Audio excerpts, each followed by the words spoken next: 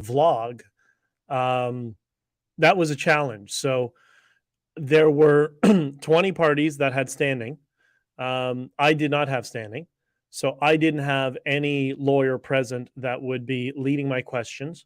I made a late application for standing that was denied. I made an application for my lawyer to lead my testimony that was denied.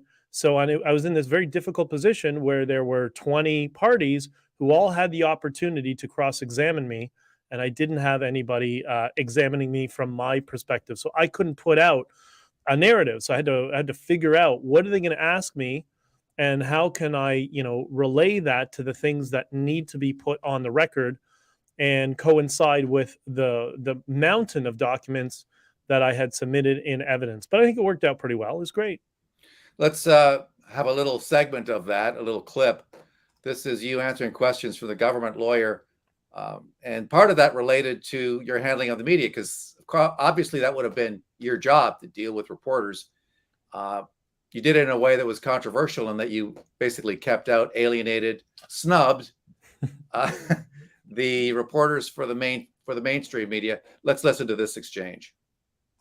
And these concerns about what was being seen on the part of the protesters, this in fact prompted you to put out a number of public statements distancing the Freedom Convoy from violence, correct? Of course. Yeah, of course. And that had to be done repeatedly. For example, there's a Sun article on January 26, COM 630. There was an official daily event and safety report put out on January 27th. Is this the type of document that would have been approved through you or one of the other three working on communications? No, this was produced by Tom Quiggin, Okay. who's the intelligence analyst. But the reason we needed to put these messages out, to answer your question, it wasn't because of the people, it was because of the legacy media that was putting out a narrative that was completely false about these phantom violent people that I never saw. And so we had to put these things out to, and we saw by the text message in this testimony from the Prime Minister's office that they were doing exactly what I thought they were doing. Again, I'm going to ask you to just focus yourself on my question. All I did was ask Translation. whether you I don't like that you're about these to nail messages me. before they went out. The daily safety reports, no, that was No. All right. So what she was trying to get you to talk about was the violence that was happening that you were trying to distance yourself from. So I mean, obviously we know where she was going. She was saying this was a violent demonstration. Yeah. This necessitated the Emergencies Act. That's why we did it. And as proof, here's the communications person for the convoy repeatedly having to disassociate himself with what was going on as far as the protest was going on. So you know what I'm saying? Like that's obviously what the narrative she was trying to push. Well, I was not trying to distance myself from the protesters. I was trying to distance us from the legacy media and their fantasy, because that was entirely untrue.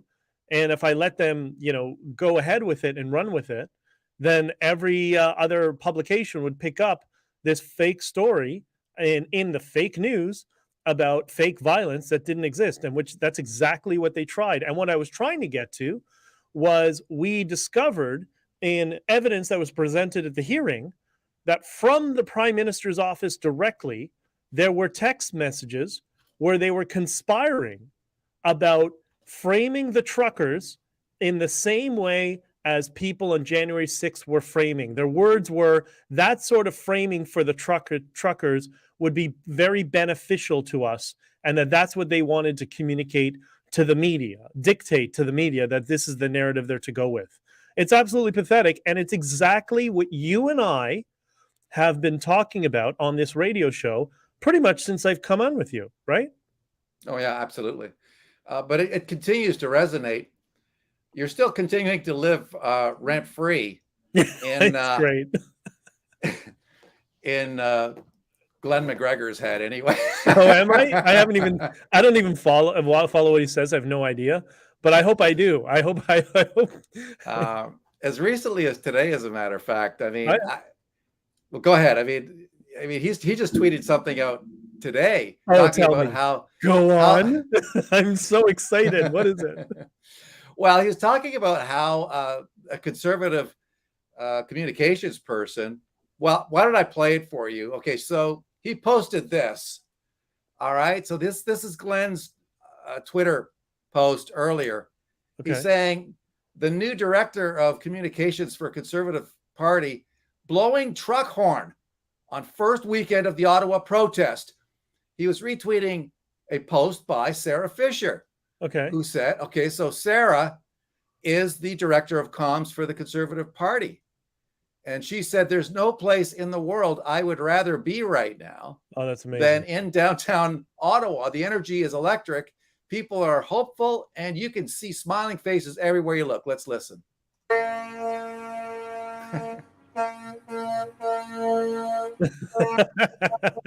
awesome.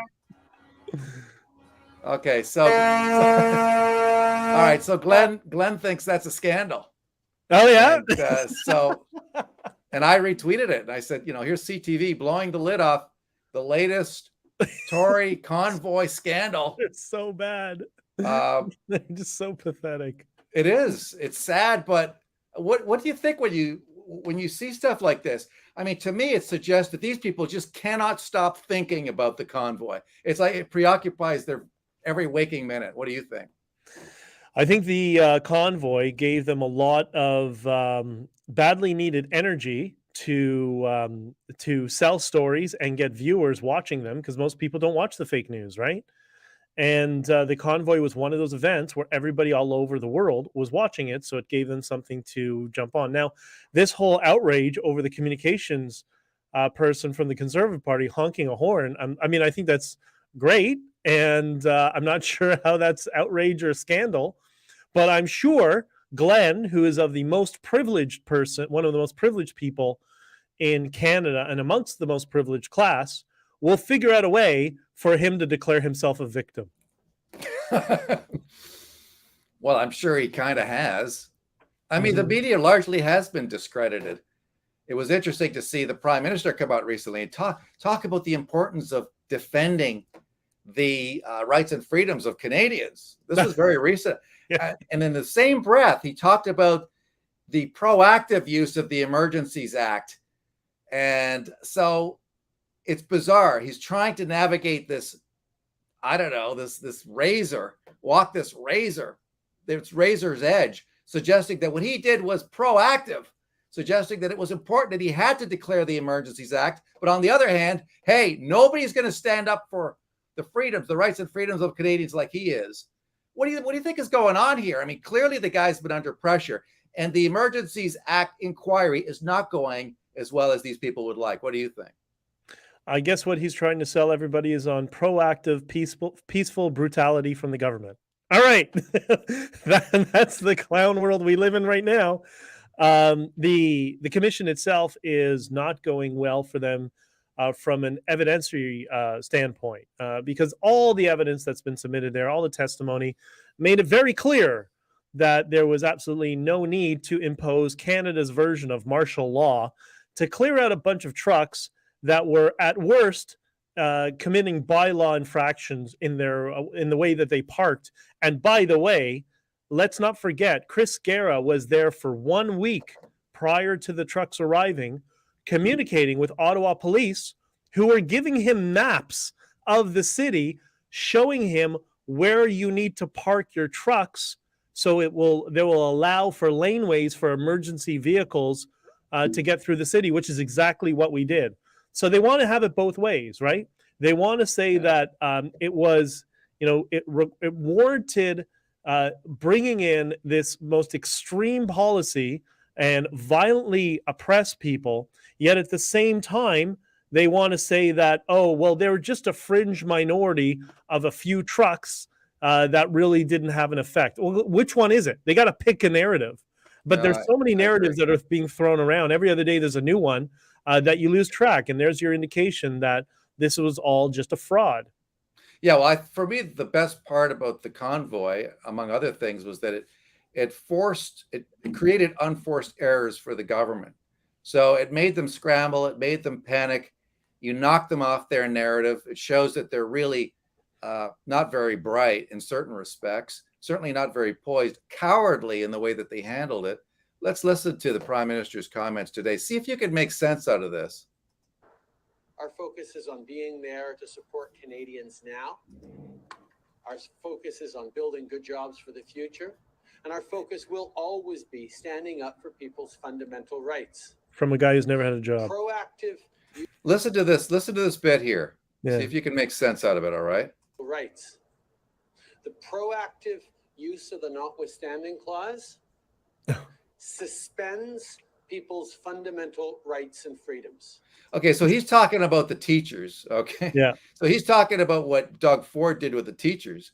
I think That's right. all Canadians know how important it is to protect those fundamental rights and freedoms, and this government will never back down from standing up for people's rights and freedom. I mean, what kind of how much of a gaslighting so good meister do you have to be? I mean, how do you say that with a straight face? I mean, the guy who confiscated assets, stole assets from the convoy, $25 million bank accounts and all my assets from bank accounts, froze assets, imposed martial law, it cleared out peaceful protests, now has the temerity to stand up and sort of wag his finger at the Ford government over its handling of the teachers' strike. I mean, he must think that people have the attention span of a Cocker Spaniel. There's no other way really to explain that. But I think, again, I get back to the fact that you guys knocked them off their game. That's what I love about the convoy. You completely knocked them off their narrative, whereby, yeah, we could steal these people's rights. We can impose lockdowns. We can censor them. We can trample their rights of mobility. You know, we can stop them from getting on an airplane or a train or a ferry based on their vaccination status. We can do all these things to these people, but it doesn't matter because whatever we say, the legacy media will regurgitate and defend us every step of the way as if it makes perfect sense because nobody will hold these guys to account. And then you guys came along and you completely knocked them off their game. For me, that was worth the price of admission. What say you? I agree. I think what's ironic about the Prime Minister's statement now is the fact that, just a week, 2 weeks ago, Doug Ford said he was hand in hand with Justin Trudeau and for some reason bragged, I think he forgot what party he's in, bragged about he supported Trudeau's introduction of the invocation of the Emergency Measures Act. And now Trudeau's throwing Dougie under the bus. And they're all corrupt. I mean, it's unfortunate that we're not having a provincial inquiry because Doug Ford implemented the Emergencies Act 2 days before Trudeau. And that kind of gave Trudeau justification to move forward. So they're all horrible. They all suck.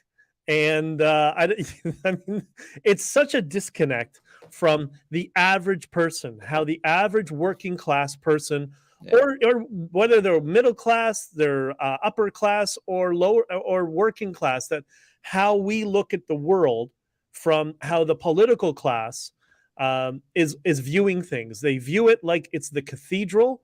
They're the ones that are in power, and all of us are subservient to them. And they seem to have all forgotten that it's public servant. They've forgotten the word servant. They work for us. They are our servants. And that's what the Freedom Convoy, that's one of the many things that we were trying to show them that, hey, buddy, you work for us. Don't forget that. And that's why we live rent-free in their minds, because I think subconsciously they now have learned that very difficult lesson, and they're in collective cognitive dissonance where they just can't accept it, because who are we to question the Laurentian elite? Yeah, and Doug Ford, who supported the use of the Emergencies Act, stood shoulder to shoulder. I bet he's already trying to retract that. Stood shoulder to shoulder with his buddy Justin Trudeau on the implementation, the imposition of martial law. When it came time to defending his position, he had no interest in doing that, and fought hammer and tongue and won in court. The guy who ran on For the People cites parliamentary privilege. I mean, what a disconnect there. How far this guy has come from being supposedly the man of the people, the guy who's going to defend the average person in Ontario, to the point where he has to cite parliamentary privilege in order to remain unaccountable. And so he doesn't have to answer questions, but the others will have to. And so we're going to see some interesting testimony coming up from the Prime Minister, among others. What are you expecting from that?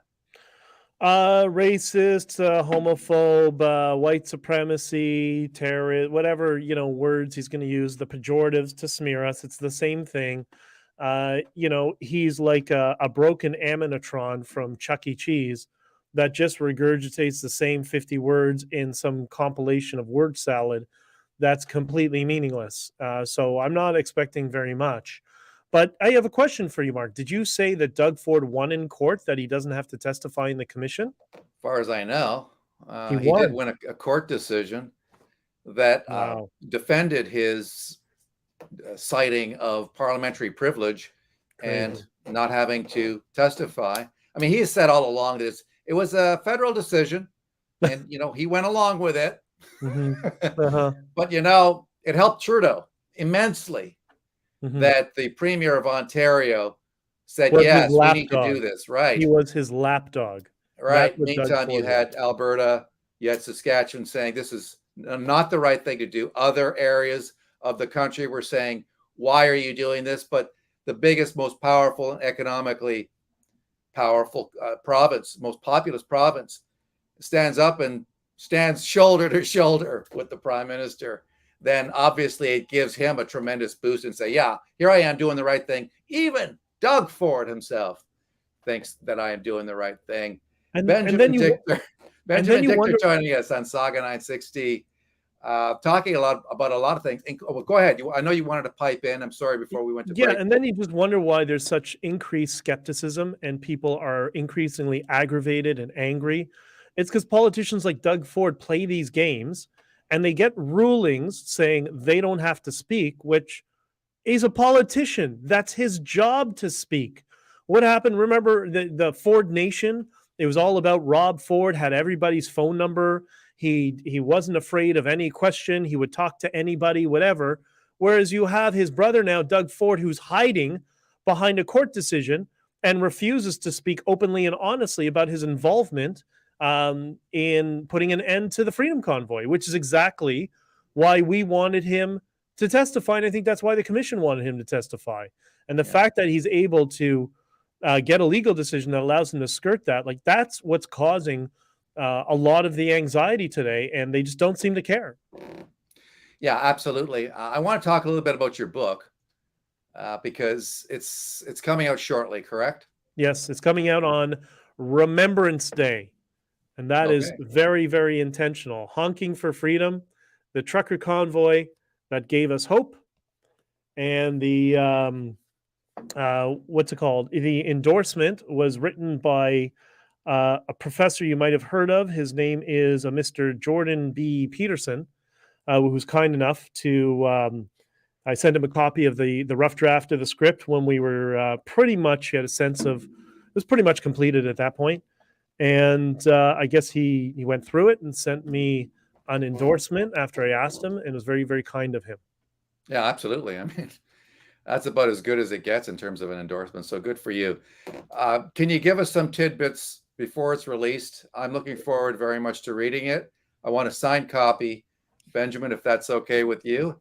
You got it. If I can ever have a book signing event, I can't have them in Toronto because I have two of them canceled already. Yeah, talk about that. How come you can't have a book signing in Toronto? The first venue suggested that they were fine, everything was good. Then a couple weeks before we were going to do it, it was political pressure, and all of a sudden they started getting threats of vandalism if they have my book signing at their place. And it seems the second venue was not quite as wasn't quite as direct, but there seemed to be concerns. They said in an email, "Oh, it's a political event," and I'm like, "It's a book. It's a book signing. It's not a political event." But it seemed to make some people uncomfortable in Toronto, and now I understand why Jordan Peterson was so frustrated that they couldn't secure a venue in all of the GTA for him to on his speaking tour this year. It's the one city he couldn't speak in was Toronto, his hometown, but where he had lived for most of his career. But the book is, it's all positive. It's all good stuff. Firstly, look at the beautiful picture on that cover from Luciano, the two people hugging in front of those trucks in the background, right? That was the essence of what the Freedom Convoy was. And this is all the positive stories. This is all the amazing things that occurred. Some of them, quite scary. We told the story of Dave live from the shed, who was taken out of the shed in front. He was a shed on a truck. He was live streaming, and it was raided by police with large-scale rifles in tactical gear, and nobody believed him except for one publication. One legacy media publication was the only one who believed him, and that was, of all publications, the New York Times, believe it or not. So we tell that story. There's a couple of chapters on Bitcoin and how that went down. And there's chapters discussing from other people's perspective, not just mine. We did so many interviews just to get everyone else's story out there about the trucks coming across the country when Tamara Leach reached out to me and asked me to be the spokesperson. And it's all there. And most importantly, it's going to give people like yourself who are not in Ottawa full context of what was going on and the chaos that we were dealing with, but yet we managed to come all together around the messages of peace, love, unity, and freedom. But also, it's for all of us who have friends in our families who are liberals, who are maybe on the other end of the political spectrum, to give to them to say, you can read this. It's going to give you some insight, and perhaps you'll have a different perspective after reading this in terms of what went on in Ottawa, because it was a beautiful and magical moment in Canadian history where we all got together and we all accepted each other amongst all our differences. It was great. I couldn't agree more. And we saw the pictures. We saw people, having snowball fights and stuff like that. Playing hockey, bouncy castles, feeding the homeless, doing the barbecues together. There's a group that I met from just outside of Hamilton, and they were all together in Ottawa, and there's about 100 of them, and they were fetching supplies for each other. They were getting each other fuel and getting food, doing food runs and coffee runs, and they formed a friendship that they have regular get-togethers and barbecues now. One of them produces a Substack called Thank You Truckers by Donna Lafamboise, who's written about this book. She's one of the people who's read the book already as a test reader. And those people have become like a very large family, and because they experienced this very emotional moment together, and they regularly get together now, and people don't feel alone anymore, because that's what was happening as a result of all these lockdowns for 2 years. I heard so many stories of people that were contemplating suicide, if you could believe it. And then they saw the trucks coming, and all of a sudden it gave them some hope. Wow. And then they found some friends together. And I know of 2 babies that have already, that were just born recently, that were conceived during the Freedom Convoy, believe it or not. It was like Woodstock. That's right. It was Canada's Woodstock moment. If you watch my promo video for the book, we have some of the B-roll from on the ground. It was absolutely amazing. Convoy babies. Yeah. Wow. Beautiful, isn't it? That's, some of those cabs were rocking indeed. I mean, Woodstock, man. When you add to that, contrast that with all the stories that came out that were absolute lies, and then seeing some of the reporters go back and try to explain why those stories came out. The arson story maybe being one of the most notoriously wrong stories that came out, suggesting that convoy protesters were actually involved in trying to burn an Ottawa building to the ground. It turned out to be a complete falsehood. Even today, I saw a tweet by the reporter who was associated linked to that through Global News, trying to explain, well, technically the story wasn't wrong. We reported that there was an arson. There was an attempt to burn the building. It's just the only part that was wrong was the bit that involved the truckers. Yeah. Yeah, there was a violent protest. It just happened to be in Russia, but there was a violent protest. Just absolutely crazy. Anyway, so that's what we're seeing. But what do you think the longer term implications of the protest? Because I've called this one of the most important and significant historical events in the history of the country. And I think when they look back to this, and they will look back 50 years from now at that, what I believe will be considered a seminal moment in the history of the country, where do you stand in terms of the impact? Is it yet to be written in terms of whether or not those who demanded freedom against these tyrannical mandates will have won? I mean, is that what this will ultimately rely on? Is, who gets to write the history books, whether it's their side or yours, ours? Well, I hope I've written the history book here. Yes. I did do this, by the way, just as a little footnote. I did do this with, and you see on the cover, with John Goddard. And John was an investigative journalist for 30 years. And boy, was his skills valuable, because it took us 2 months just to put together the timeline before we even wrote a word, because there were so many things in flux, so many things were happening, so many interviews, so many little stories. And every day we thought we were going to be raided. Like it was quite dense in terms of the information. So we went out of our way to make sure it was as accurate as humanly possible. But it's an adventure story, man.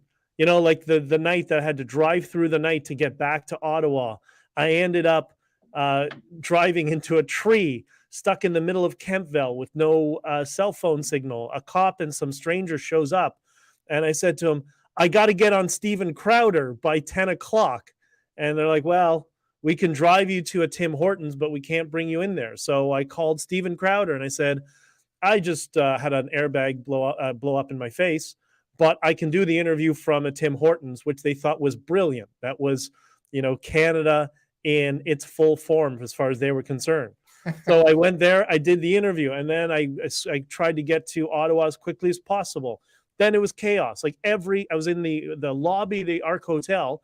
It took me an hour just to walk up 3 steps to go get a coffee, because every time I turned, Tony was coming up. Yeah, the Australian convoy wants you to do a video. Okay, send me a message. I'll do that video tonight. And then everybody was just throwing stuff at me.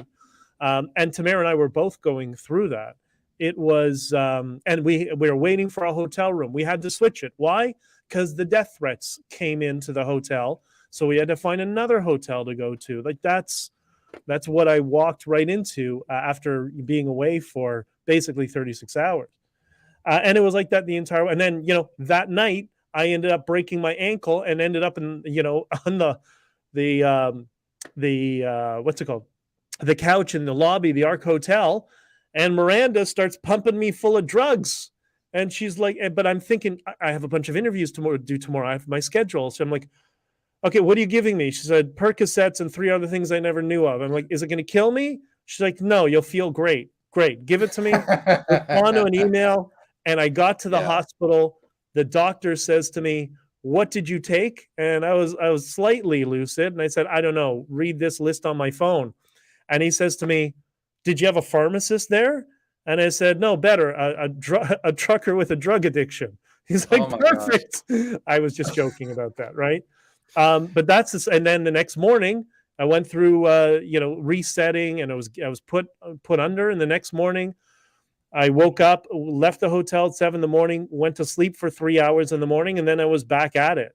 That's the pace that it was the entire time. It was absolutely, and where everybody focused on being peaceful and loving each other and being nice to the cops. And even if they write you a ticket, just tell them, I know you don't want to do it, man, but we love you. We're here for everybody's freedom, including yours. And it was an amazing moment in my life that I'll never forget.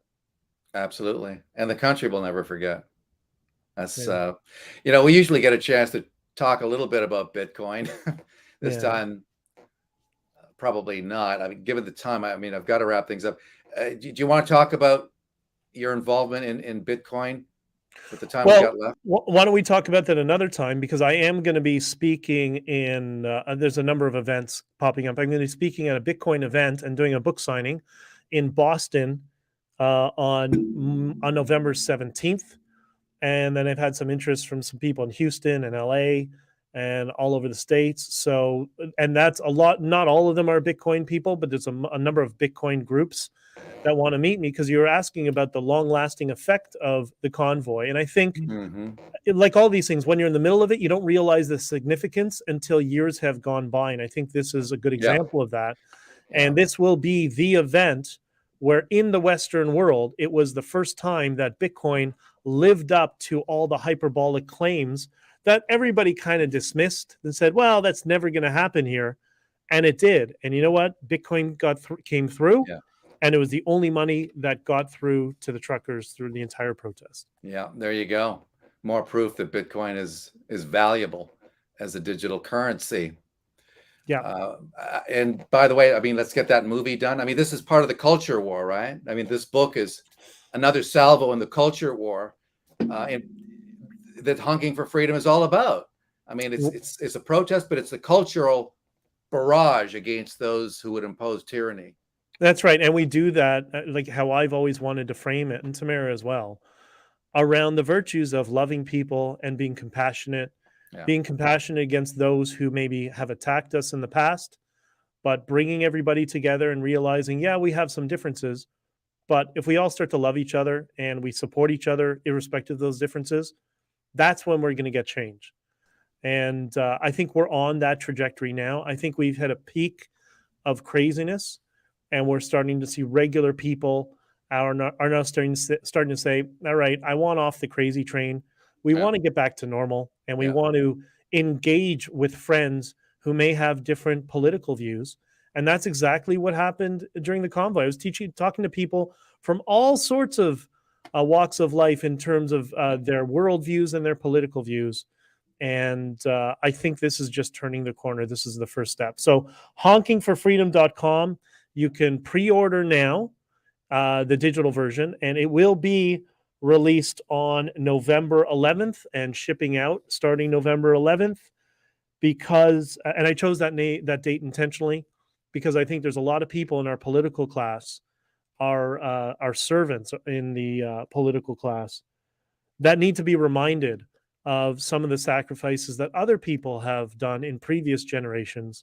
And we are lucky that this was the sacrifice that we had to make, because we didn't have to do the significant sort of sacrifices that previous generations have done. And we need to remind those who hold power that you don't get to have all the political power yet claim victim status. Those days, I think, are behind us.